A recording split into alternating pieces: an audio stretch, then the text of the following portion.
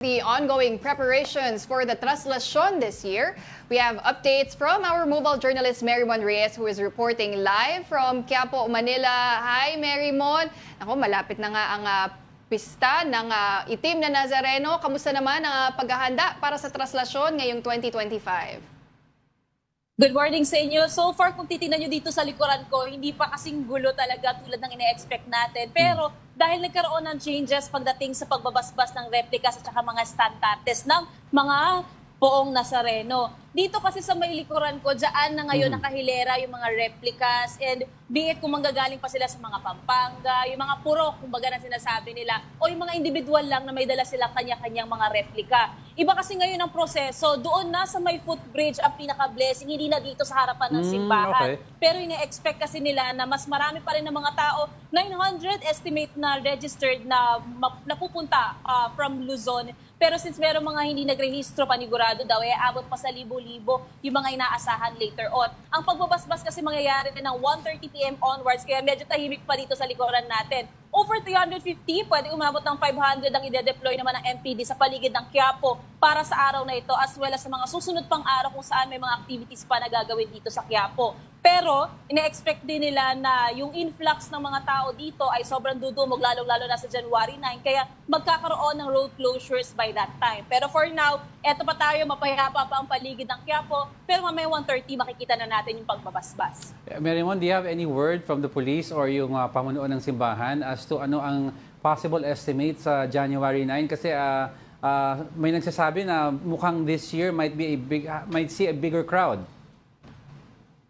Yes, actually, ang nasabi sa atin dito nung nakipag-usap tayo sa ilang mga representative ng pulisya, hindi pa raw sila makakapagbigay ng estimate numbers, pero it's either madadagdagan pa raw o posibleng madoble yung numero compared last year. Kasi nga, last year, comeback after 3 years into the pandemic. Pero ngayon, since mas maluwag naman na ang pagkakataon para sa mga social gatherings or activities tulad nitong traslasyon, mas darami pa raw talaga. Pero pagdating naman dito sa mga replicas or mga standees, over 900, 1,000 or 1,500 yung magiging estimate ng lahat ng pupunta dito para mabasbasan. And mas marami na to kasi hindi na 2 days yung pagbabasbas. Ngayong araw lang magaganap ang pagbabasbas ng replica. So, dito talaga pupunta lahat ng mga tao from Luzon para sa pagbabasbas.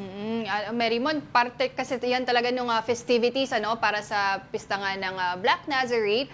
May balita na ba for January 9 kung pareho pa rin yung ruta? Ano yung mga ruta na dadaanan nung imahe nga ng Black Nazarene? Last year, almost 15 hours pala yung tinagal nung prosesyon, no? So this year, ano ba yung pwede natin asahan? Actually, mamaya abangan natin kasi mukhang magkakaroon din ng parang pressure para malaman kung ano yung final route, yung scheme ng madadaanan pagdating sa traslasyon. Pero for today, ang pinakaalam natin para sa replika, dito sa Quezon Boulevard, ang simula ng paglalakad ng mga replikas papunta doon sa footbridge para sa pagbabasbas. Ang sunod na lalakad ay yung mga nandito naman sa Villalobos, tapos yung nandoon sa may Carriedo. Magkakaroon nga lang ng counterflow na magaganap dito sa may Quezon Boulevard dahil nga raw doon pupunta yung mga replicas papunta sa footbridge. So, ina-anticipate nila na pwede talagang magkaroon ngayon ng pagbigat sa daloy ng trapiko. Pero rest assured naman, since mga nakakalat dito ang pulisya, magagabayan naman daw lahat ng mga deboto. Pero taon-taon kasi yung mga devotees talaga na yan, they really flock dyan sa may Quiapo para mag-participate, nagdadasal o kahit mahawakan man lang nila yung imahe. Yes. Marymon, may nabasa ako, may yung Quiapo Church nagpaalala rin sa mga scam dyan daw sa Quiapo. Ano ba yung mga ilang scams na dapat i-anticipate ng mga devotees, yung mga humihingi daw ng offering kahit na hindi naman daw taga-simbahan? Yes, Pauline. Actually, yan yung isa sa pinaka-inaabangan din ngayon or ina-anticipate ng mga pulisya. Marami din kasi yung mga naglalako dito at ginagamit ang pangalan ng Poong Nazareno para makapag-solicit o makahingi ng donasyon. Pero yung iba kasi ang sinasabi, sila raw ay mga nanggagaling dito sa simbahan. Pero in reality, hindi talaga. Ginagamit lamang nila ito para makakuha ng pera at maibubulsa nila. So para sa mga pupunta dito sa Quiapo, either first time nila o second time or pang maraming beses na nilang punta dito, mag-ingat na lamang sa mga ito. Kung gusto daw talaga na mag-donate sa simbahan, pwede naman dumiretso dito sa loob at doon ihulog sa kanilang mga donation boxes. Pero kung manggagaling naman sa kanilang puso yung pagbibigay sa mga beggars, o yung mga vendors na nandito rin na nagbebenta, sa kanila naman na nakasalalay ito. Basta siguruhin na lang nila na safe sila at hindi sila maagabyado doon sa sitwasyon. May mga paalala ba, Mary Mon, sa mga dadalo today and sa January 9 na we need the public to remember? Kasi sometimes may nagdadala ng malalaking bag, nagdadala ng litro-litrong tubig, may mga bawal pala. Baka may reminders ka.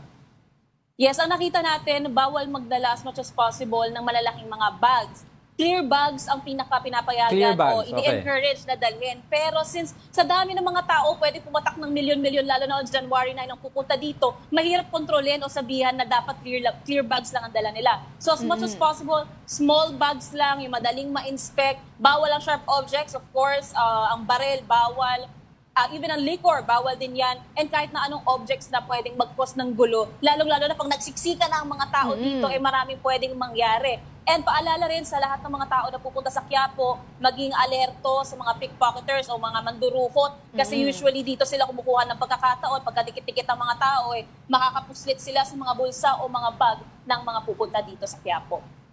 Okay, maraming salamat para sa mga update mo. That was mobile journalist Mary Mon Reyes.